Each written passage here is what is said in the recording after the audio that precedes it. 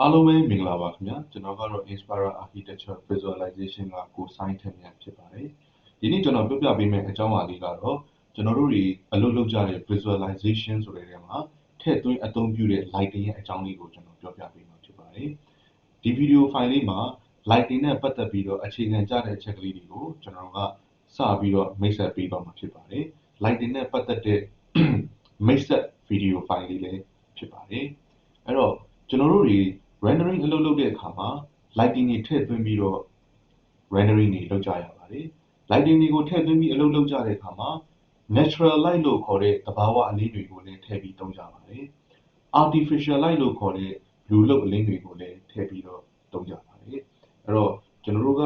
lighting တော့ထည့်လိုက်တာပဲကိုထည့်ထားတဲ့ lighting ကသဘာဝအလင်းလားလူလုပ်အလင်းလားဆိုတာကိုကျွန်တော်တို့ကခွဲခွဲခြားခြားသိနေဖို့လိုအပ်ပါတယ်ဘာကြောင့်လဲဆိုတော့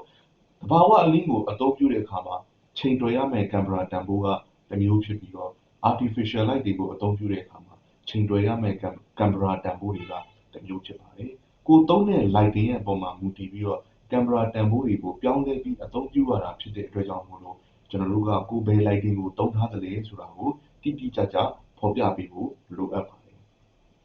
အဲ့တော့ကျွန်တော်တို့ light ဆိုတဲ့ခေါင်းစဉ်ကြီးကနေမှခွဲထုတ်လိုက်ပြီဆိုရင်ကျွန်တော်တို့နှစ်မျိုးခွဲထုတ်လို့ရပါတယ်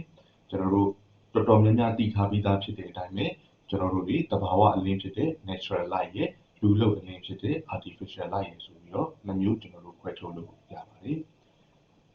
အဲ့တော့ကျွန်တော်တို့ဒီနှစ်မျိုးရှိတဲ့နဲ့ကမှသဘာဝအလင်းဖြစ်တဲ့ natural light ဘက်ကိုအရင်ဆုံးစပြီးတော့ပြောလိုက်ကြရအောင်เนาะအဲ့တော့ကျွန်တော်တို့ရဲ့သဘာဝအလင်းမှာထပ်ပြီးတော့ခွဲထုတ်မယ်ဆိုရင်နှစ်မျိုးထပ်ခွဲလို့ရပါတယ်ဒီနှစ်မျိုးခွဲထုတ်လို့ရတယ်လို့ကျွန်တော်ပြောတဲ့ကိစ္စမှာနည်းနည်းလေးကြိုပြီးတော့ကျွန်တော်ပြောထားချင်တာကသဘာဝမှာကျွန်တော်တို့ရဲ့အလင်းရောင်ကနေတစ်ခုပဲရှိပါတယ် sunlight တစ်ခုပဲရှိပါတယ်ဒါပေမဲ့ကျွန်တော်တို့ရဲ့ V-ray မှာအလုပ်လုပ်တဲ့အခါ natural light ကို sunlight လို့ပြောလိုက်တာ ਨੇ မလုံလောက်ပါဘူးတကယ်တမ်းကျတော့မလုံလောက်ပါဘူးဘာဖြစ်လို့လဲဆိုတော့ကျွန်တော်တို့ရဲ့ V-ray ထဲမှာ sunlight ဆိုတာလည်းပါတယ်လို့ကျွန်တော်တစ်ဖက်မှာရေးထားတဲ့ skylight ဆိုတာလည်းပါပါတယ်အဲ့တော့ sunlight ဆိုတာကတော့ကျွန်တော်တို့ရဲ့ V-ray asset editor ထဲမှာရှိတဲ့ light ဆိုတဲ့ခေါင်းစဉ်တွေကsunlight ဆိုတဲ့အကြောင်းအရာလေးဖြစ်တယ်ပေါ့နော် skylight ကရော skylight ဆိုတာကတော့ကျွန်တော်တို့ V-ray မှာ light ဆိုတဲ့ခေါင်းစဉ်အောက်မှာမရှာပါနဲ့မရှိပါဘူးကျွန်တော်တို့ရဲ့ skylight ဆိုတာကဘယ်နေရာမှာရှိနေတာလဲဆိုတော့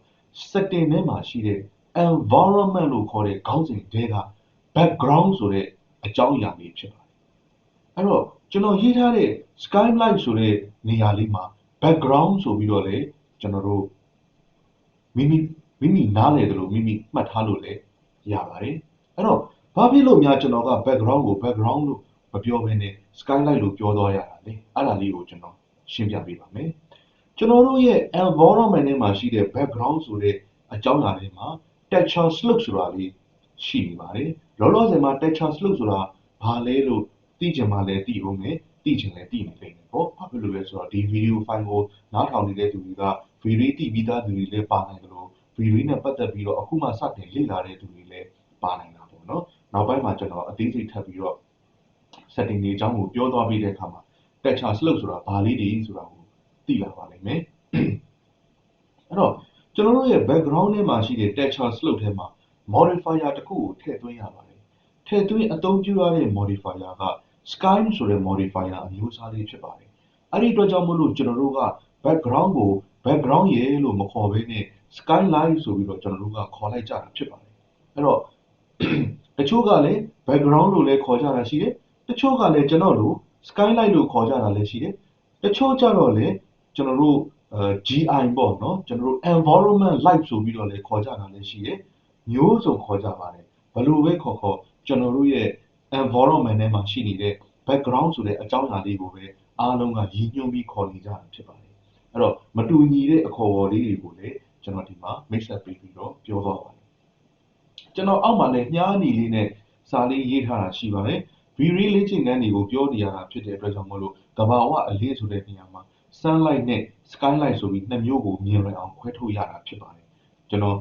သဘာဝမှာကတော့နေရောင်ခြည်တစ်ခုပဲရှိတာပေါ့ကျွန်တော်တို့ V-ray အတွက်ဆိုရင်တော့ sunlight တစ်ခုတည်းနဲ့မပြည့်စုံပါဘူး setting ကလည်းတကယ်ကိုပဲ sunlight ဆိုတာရဲ့ background ဆိုတာရဲ့နှစ်နေရာမှာနှစ်ခုစီရှိနေတာဖြစ်တဲ့အတွက်ကြောင့်မလို့အခုလိုမျိုးနှစ်မျိုးကိုခွဲထုတ်ပြီးတော့ပြောပြရတာဖြစ်ပါတယ်။ Okay ဒါဆိုရင်ကျွန်တော်တို့ရဲ့ artificial light ဆိုတဲ့ဘက်ကလေးကိုဆက်ပြီးတော့ကြည့်ကြည့်ရအောင်။ artificial light ဆိုတာကျွန်တော်တို့ V-ray အတွက်ဘယ်လိုအလင်းထွက်ပစ္စည်းတွေကိုခေါ်တာပါလဲ။ကျွန်တော်တို့သဘာဝမှာ artificial light ဆိုတာကတော့မီးလုံးတွေမီးချောင်းတွေ LCD တွေ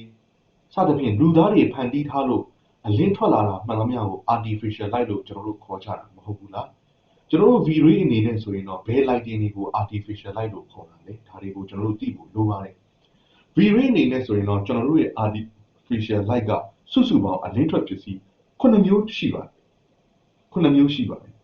။ကျွန်တော်တို့ V-ray software ကိုသွင်းလိုက်တဲ့အခါမှာဝင်လာတဲ့တူးဘားလေးတွေထဲမှာ V-ray light ဆိုတဲ့တူးဘားလေးရှိပါတယ်။အဲဒီ V-ray light ဆိုတဲ့တူးဘားလေးကကျွန်တော်တို့ရဲ့ artificial light အမျိုးအစားလေးဖြစ်ပါတယ်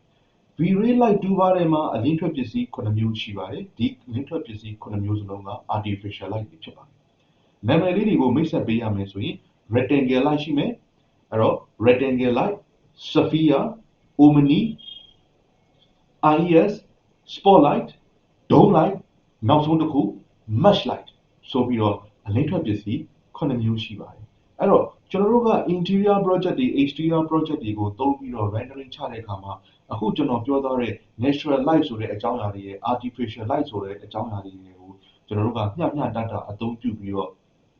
visualization အလုပ်တွေကိုလုပ်သွားကြမှာဖြစ်ပါတယ်။အဲ့တော့ဒီနေ့ video file လေးကတော့ကျွန်တော်တို့ light နဲ့ပတ်သက်ပြီးတော့ V-ray မှာဘယ်နှမျိုးဘယ်နှစားခွဲထားတယ်ဆိုတာရဲ့အခြေခံအကျဆုံးဖြစ်တဲ့မတိမဖြစ်အခြေခံအကျဆုံးဖြစ်တဲ့ကျွန်တော်တို့ lighting နဲ့ပတ်သက်တဲ့အကြောင်းအရာလေးတချို့ကိုကျွန်တော်ကဒီ video file လေးမှာ lighting မိတ်ဆက်အနေနဲ့ကျွန်တော်ကပြောပြပေးသွားတာဖြစ်ပါတယ်။နောက်ထပ် video file တွေထပ်ပြီးတော့ lighting နဲ့ပတ်သက်ပြီးတော့နောက်ထပ် video file လေးတွေကိုထပ်လုပ်ဖို့လည်းကျွန်တော်အစီအစဉ်ထားတာရှိပါတယ်။ဒီ video file လေးတွေမှာလည်းကျွန်တော်က light လေးတွေအကြောင်းကိုအသေးစိတ်တစ်ခုချင်းစီကျွန်တော်ထပ်ပြီးတော့ခွဲထုတ်ပြီးပြောပြပေးသွားမှာဖြစ်ပါတယ်။အဲ့တော့ဒီနေ့ light နဲ့ပတ်သက်တဲ့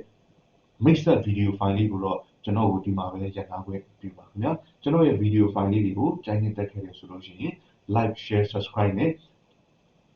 အားပေးခဲ့နိုင်ပါတယ်မိမိရဲ့မိတ်ဆွေများကိုလည်းထပ်ဆင့်ပြန်ပြီးတော့ sharing လုပ်ပေးနိုင်ပါတယ်အားလုံးကိုကျေးဇူးတင်ပါတယ်ခင်ဗျာ